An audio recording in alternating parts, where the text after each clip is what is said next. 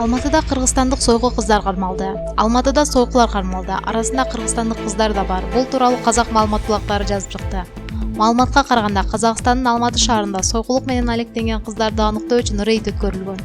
10 күндүн ичинде полицияга 183 кыз жеткирилген. Алардын 6-ы Кыргызстандын жарандары экенин Алматы шаарынын полиция департаменти кабарлады. Жыйынтыгында мейманканалардын ээлери жоопкерчиликке тартылып, 58 адамга айып салынган. Кармалгандардын арасында Россиянын, Өзбекстандын жана Украинанын жарандары да бар экени айтылат маалыматта.